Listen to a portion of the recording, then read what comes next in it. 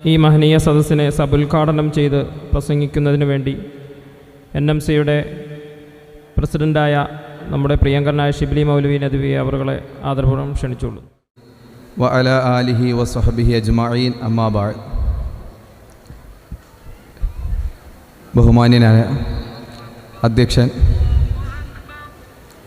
വേദിയിലും സദസ്സിലും ഇരിക്കുന്ന ഉലമാക്കൾ, ഉമറാക്കൾ, വിശ്വാസികൾ, അല്ലാഹു തആല നമ്മുടെ ഈ മജ്ലിസിനെ പരിപൂർണമായിട്ടും കബൂലാക്കുമാറാവട്ടെ. വലിയ ഒരു പ്രസംഗത്തിൻ്റെ അലയൊലികളൊന്നും നമ്മുടെ ഈ സദസ്സുകളിൽ നിന്ന് നിങ്ങൾക്ക് കേൾക്കാൻ കഴിയില്ല. ഈ സദസ്സുകളിൽ ചില ഫിക്റുകൾ നിങ്ങളുമായിട്ട് പങ്കുവയ്ക്കും.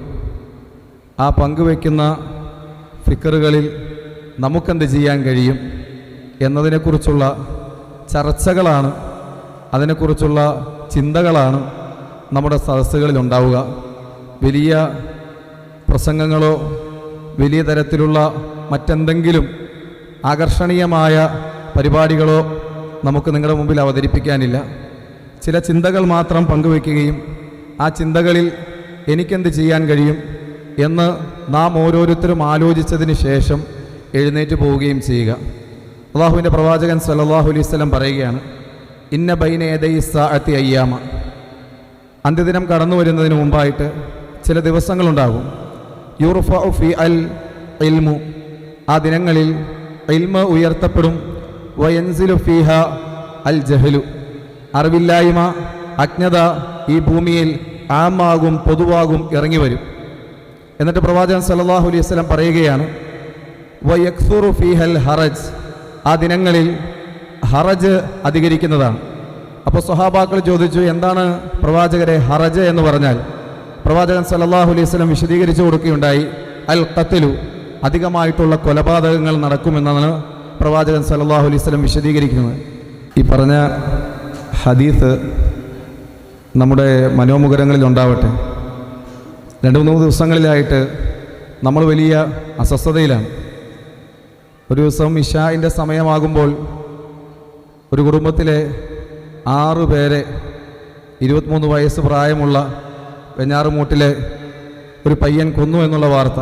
6 പേരെ കൊല്ലാൻ നിശ്ചയിച്ചു. അതിൽ 5 പേരാണ് കൊല ചെയ്യപ്പെട്ടത്. 2025 കഴിഞ്ഞതിന് ശേഷം ഇതുപോലെ സ്വന്തം മാതാവിനെ കൊല്ലുക, സ്വന്തം പിതാവിനെ കൊല്ലുക, മകനെ കൊല്ലുക, സഹോദരനെ കൊല്ലുക, ഈ കൊലപാതകത്തിൻ്റെ ശൈലിയും അതിൻ്റെ ആ ഒരു രീതിയൊക്കെ വെച്ച് നോക്കുമ്പോൾ പലപ്പോഴും പേടി തോന്നുകയാണ്. T അടയാളത്തിൽ കൊലപാതകം ചെയ്യുക, മുഖത്തെ മുഴുവനും ചതച്ചരയ്ക്കുക, കൊടൂരമായിട്ടുള്ള, വളരെ ക്രൂരമായിട്ടുള്ള, ഈ മൃഗത്തിൻ്റേത് എന്ന് പറഞ്ഞാൽ അത് പറയാൻ പാടില്ല എന്ന് തോന്നുകയാണ്. മൃഗങ്ങൾ പോലും ഇങ്ങനെ ചെയ്യില്ല. മൃഗീയമായ പാവത്തിനപ്പുറം എന്തെങ്കിലും ഉണ്ടെങ്കിൽ അതുപോലെയുള്ള സ്വഭാവങ്ങളാണ് വരും തലമുറയിൽ നമ്മൾ കണ്ടുകൊണ്ടിരിക്കുന്നത്. പ്രവാചകൻ സല്ലല്ലാഹു അലൈഹി വസല്ലം ഈ ഹദീസ് പറഞ്ഞപ്പോൾ സ്വഹാബാക്കൾ ഒരു കാര്യം ചോദിച്ചു. സാധാരണ നമ്മൾ മുശ്രിക്കീങ്ങളായിട്ട് യുദ്ധം ചെയ്യാറുണ്ടല്ലോ പ്രവാചകരെ, അതിൽ നടക്കുന്ന കൊലപാതകത്തെക്കുറിച്ചാണോ താങ്കൾ ഈ പറഞ്ഞത്? പ്രവാചകൻ സല്ലല്ലാഹു അലൈഹി വസല്ലം തിരുത്തി, അല്ല, നിങ്ങൾ പരസ്പരം അങ്ങോട്ടും ഇങ്ങോട്ടും കൊല ചെയ്യുന്ന അവസ്ഥയുണ്ടാകും.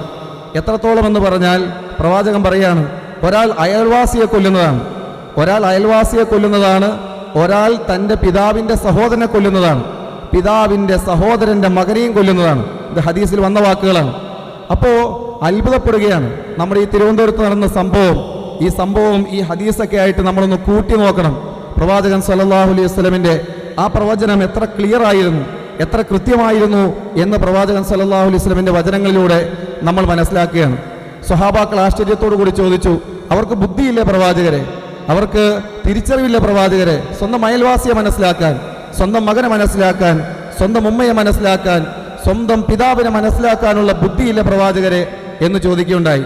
അപ്പോൾ പ്രവാചകൻ സല്ലല്ലാഹു അലൈഹി വസല്ലം പറഞ്ഞു, അന്ന് അവർക്ക് ബുദ്ധി ഉണ്ടാവുകയില്ല എന്ന് പറയുകയാണ്. അന്ന് നിങ്ങൾക്ക് ബുദ്ധി ഉണ്ടാവുകയില്ല എന്നാണ് പ്രവാചകൻ സല്ലല്ലാഹു അലൈഹി വസല്ലമിൻ്റെ വാക്ക്. നമ്മളെ ചൂണ്ടിക്കൊണ്ടാണ് പ്രവാചകൻ സല്ലല്ലാഹു അലൈഹി വസല്ലമിൻ്റെ ഈ പ്രവചനങ്ങൾ നടക്കുന്നത്. ഇത് അന്ത്യദിനത്തിൻ്റെ അടയാളങ്ങളിൽ പെട്ടതാണ്. അന്ത്യദിനത്തിൻ്റെ അടയാളങ്ങളുമായി ബന്ധപ്പെട്ടുള്ള ഹദീസുകൾ പാരായണം ചെയ്യാൻ പറ്റുമെങ്കിൽ എല്ലാവരും പാരായണം ചെയ്യണം. അപ്പോൾ നമുക്ക് മനസ്സിലാകും അന്ത്യദിനത്തിൻ്റെ അടയാളങ്ങളെല്ലാം പുലർന്നതായിട്ട് നമുക്ക് മനസ്സിലാക്കും. ഇത്രയും വിശദീകരിച്ച് ഈ ഒരു ഹദീത്ത് പറയാനുള്ള കാരണം ഇവിടെ 3 കാര്യങ്ങൾ പറയുകയുണ്ടായി. ഒന്നാമതായിട്ട് യുർഫഉ ഫീഹൽ ഇൽമു, ഇൽമു ഉയർത്തപ്പെടും. വയൻസിലു ഫീഹൽ ജഹലു, ജഹല് ഭൂമിയിലേക്ക് അജ്ഞത ഇറങ്ങുന്നതാണ്. എന്നിട്ട് പ്രവാചകൻ പറയുകയാണ് വയക്ഫുറു ഫീഹ അൽ ഹറജ്, കൊലപാതകം അധികരിക്കുന്നതാണ്. ഈ 3ഉം തമ്മിൽ സാമ്യതയുണ്ട് എന്ന് എനിക്ക് തോന്നുകയാണ്. ഇൽമു ഉയർത്തപ്പെട്ട് കഴിഞ്ഞാൽ ജഹല് ജനങ്ങളെ ഭരിക്കുന്ന ഒരവസ്ഥയിലേക്ക് വരും. ജഹല് വന്നു കഴിഞ്ഞാൽ സർവമായിട്ടുള്ള എല്ലാ സീമകളും ലംഘിച്ചുകൊണ്ട് അധാർമികത ഇവിടെ പണം വിടർത്തി ആടുന്ന ഒരു അവസ്ഥയിലേക്ക് കാര്യങ്ങൾ പോകും. അതാണ് നമ്മളിപ്പോൾ കണ്ടുകൊണ്ടിരിക്കുന്നത്. ഇതിനൊരു മാറ്റം ഉണ്ടാവണോ വേണ്ടയോ ഇല്ലയോ എന്ന് നിങ്ങൾ ചിന്തിക്കുക. ഇത് നസീഹ നിങ്ങളുടെ മുമ്പോട്ട് വയ്ക്കുന്ന ആശയം ഇത്ര മാത്രമേ ഉള്ളൂ. ജനങ്ങൾക്കിടയിലേക്ക് ഇൽമുകൾ എത്തിക്കുക, ഉലമാക്കളെ മുൻപന്തിയിലേക്ക് കൊണ്ടുവരിക, ഉലമാക്കളുടെ നേതൃത്വം ഇവിടെ ഉണ്ടാവുക. ഇന്ന് മിമ്പറുകളിൽ ശബ്ദിക്കാൻ ഉലമാക്കൾക്ക് നാവുണ്ട് എന്നുള്ളത് ശരിയാണ്. പക്ഷേ ഉലമാക്കളുടെ വാക്കുകൾ കേൾക്കാൻ ഈ ഉമ്മത്ത് തയ്യാറാവുന്നില്ല. അനുസരിച്ച് മുമ്പോട്ട് പോവുക, ജഹല് മാറ്റുക. അങ്ങനെ വരുമ്പോൾ അധാർമികപരമായിട്ടുള്ള എല്ലാ കാര്യങ്ങളും ഒഴിവാകുമെന്ന് നസീഹ വിശ്വസിക്കുകയാണ്. അതുകൊണ്ട് നിങ്ങളോട് പറയാനുള്ളത്, ഉലമാക്കൾക്ക് നേതൃത്വം കൊടുത്തുകൊണ്ട് ഉലമാക്കളുടെ നിർദ്ദേശങ്ങൾ പരിഗണിച്ചുകൊണ്ട് അവരെല്ലാവരെയും താഴ്വീന്റെ രംഗത്തേക്ക് കൊണ്ടുവന്നുകൊണ്ട് വളരെ സന്തോഷം തോന്നുകയാണ്. നിങ്ങൾ അസറിന് ശേഷമുള്ള പരിപാടി കണ്ടിട്ടുണ്ടാവും. എത്ര സുന്ദരമായിട്ടാണ് ചെറിയ കുട്ടികൾ ഖുർആൻ പാരായണം നടത്തുന്നത്. അള്ളാഹുവിന്റെ കലാമിന് കീഴിലായിട്ട് ജീവിക്കുന്ന ഒരു സമൂഹം ഒരിക്കലും നാശമില്ല. അത് 100% ഉറപ്പാണ്. അപ്പൊ അത്രയും സുന്ദരമായിട്ട് ഖുർആൻ പാരായണം ചെയ്യുന്ന കുട്ടികൾ നിങ്ങൾക്കറിയാൻ പാടില്ല. തൊട്ടപ്പുറത്തിരിക്കുന്ന സ്ത്രീകൾ, ആ സ്ത്രീകൾ ഇവിടെ കൂടുതലായിരിക്കും. കാരണം സ്ത്രീകളാണ് ഈ നസീഹയിൽ നിന്നും ഏറ്റവും കൂടുതൽ പ്രയോജനം എടുത്തുകൊണ്ടിരിക്കുന്നത്. അവരെ സംബന്ധിച്ചിടത്തോളം അവർക്ക് ഖുർആൻ ക്ലാസുകൾ നടക്കുകയാണ്. നിരന്തരമായിട്ട് ഖുർആനിന്റെ ഈവലുകൾ കേൾക്കുന്നു, അതിന്റെ അർത്ഥങ്ങൾ മനസ്സിലാക്കുന്നു, ആശയങ്ങൾ മനസ്സിലാക്കുന്നു. ആ രീതിയിൽ അതിന്റെ വിളി കേട്ടുകൊണ്ടാണ് ഈ സഹോദരിമാർ ഇവിടെ വന്നിരിക്കുന്നത്. അവർക്ക് അതിന്റെ പ്രയോജനം മനസ്സിലാക്കുകയാണ്. ഇങ്ങനെ ഖുർആനിന്റെ തണലിലായിട്ട് ജീവിക്കുന്ന ഒരു സമൂഹം, ഖുർആൻ പാരായണം ചെയ്യുന്ന ഒരു സമൂഹം, അതിന് നേതൃത്വം കൊടുക്കുന്ന പണ്ഡിത സമൂഹം, പക്വതയുള്ള ഉലമാഇനെ ആ ഉലമാഇനെ മുമ്പിൽ വെച്ചുകൊണ്ട് പ്രവർത്തിക്കുന്ന ചെറിയൊരു പരിശ്രമമാണ്. നമുക്കറിയാം, അന്ത്യദിനത്തിന്റെ അടയാളങ്ങൾ ഓരോന്ന് കണ്ടുകൊണ്ടിരിക്കുമ്പോൾ അന്ധകാല നിബിഡമായ ഈ ഒരു ജാലകത്തിലൂടെ ഇത്തരത്തിലുള്ള ഒരു അവസ്ഥയിലൂടെ മുമ്പോട്ട് പോകുമ്പോൾ നമുക്കൊരു കൈത്തിരി വെട്ടമെങ്കിലും കത്തിച്ചു വെക്കാൻ പറ്റണം. അള്ളാഹുവിന്റെ അടുക്കൽ പോയിട്ട് നമുക്ക് പറയാൻ കഴിയണം, അള്ളാഹുവിനെ കുറച്ചവനെ നിന്റെ ദീനിനു വേണ്ടി എനിക്ക് കുറച്ചെങ്കിലും പ്രവർത്തിക്കാൻ കഴിഞ്ഞിട്ടുണ്ട്. പരിശുദ്ധമായ ഖുർആൻ അതിന്റെ ആശയങ്ങൾ മനസ്സിലാക്കാൻ കഴിഞ്ഞിട്ടുണ്ട്, അതിന്റെ അർത്ഥതലങ്ങളിലേക്ക് പോകാൻ കഴിഞ്ഞിട്ടുണ്ട് എന്ന് പറയാൻ, എന്റെ മക്കളെ പഠിപ്പിക്കാൻ, എന്റെ ഭാര്യമാരെ ഖുർആനിക സാക്ഷ്യങ്ങളിലേക്ക് കൊണ്ടുവരാൻ എനിക്ക് കഴിഞ്ഞിട്ടുണ്ട് എന്ന് പറയാൻ കഴിയുന്ന ഗട്സ് ഉള്ള എത്ര പേർ നമുക്കിടയിലുണ്ട് സഹോദരന്മാരെ. നമ്മൾ വിലപിക്കുകയാണ്, അവിടെ കൊലപാതകം നടക്കുന്നു, നമ്മുടെ മുസ്ലിങ്ങൾ തന്നെയാണ് കൊലപാതകത്തിന്റെ കണക്കുകൾ പറയുന്നു. പക്ഷേ ഇതിനെന്താണ് പരിഹാരം? ആ പരിഹാരത്തിനുള്ള ഒരു ചെറിയ പരിശ്രമമാണ് നസീഹ നിങ്ങളുടെ മുമ്പിലോട്ട് വയ്ക്കുന്നത്. ഇതിൽ അംഗത്വം എടുക്കുന്നവർക്ക് ദീനിയായിട്ടുള്ള താലീമുകൾ നൽകും, ദീനിയായിട്ട് അള്ളാഹുവിലേക്ക് പരിചയപ്പെടുത്താനുള്ള അവസരങ്ങൾ നിങ്ങളുടെ മുമ്പിലേക്ക് കടന്നു വരുന്നതാണ്. അതുകൊണ്ട് ഇതിനെക്കുറിച്ച് കൂടുതലായിട്ട് വിശദീകരിക്കുന്നില്ല. അൽഹംദുലില്ലാ നമ്മുടെ സുൽഫി സഹോദരൻ ഇതുമായി ബന്ധപ്പെട്ടുള്ള ആ പ്രവർത്തനങ്ങളെ കുറിച്ച് നിങ്ങളെ കുറിച്ച് പറഞ്ഞിട്ടുണ്ട്. ഇൻഷാ അല്ലാഹ് മുനീർ ഉസ്താദ് അവർകളും നിങ്ങളുടെ മുമ്പിൽ അവതരിപ്പിക്കുന്നതാണ്. അതുകൊണ്ട് ഇൻഷാ അല്ലാഹ് കഴിയുന്നവർ പ്രശ്നങ്ങളെക്കുറിച്ച് ചർച്ച ചെയ്തുകൊണ്ടിരിക്കാതെ, അവിടെ ആ പ്രശ്നമാണ്, ഇവിടെ ഈ പ്രശ്നമാണ്, ഇനി എന്താണ് സംഭവിക്കാൻ വേണ്ടി പോകുന്നത് എന്നതിനെക്കുറിച്ച് ചർവിത ചർവണം നടത്താതെ പരിഹാരം എന്തുണ്ട് എന്നതിനെക്കുറിച്ച് ആലോചിക്കുക. ഒരുപാട് പരിഹാരങ്ങൾ നിങ്ങളുടെ മുമ്പിലുണ്ട് ഇൻഷാ അല്ലാഹ്.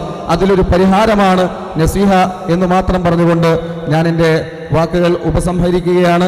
എൻ്റെ ഉത്തരവാദിത്വം എന്ന് പറയുന്നത് ഈ സദസ്സിനെ ഉദ്ഘാടനം ചെയ്യുക എന്നുള്ളതാണ്. ഇന്നാ ഫതഹ്നാ ലക ഫതഹൻ മുബീന എന്ന പരിശുദ്ധമായ അള്ളാഹുവിൻ്റെ കലാം ഉച്ചരിച്ചുകൊണ്ട് ഞാൻ ഈ സദസ്സിനെ ഉദ്ഘാടനം ചെയ്തതായിട്ട് അറിയിക്കുകയാണ്.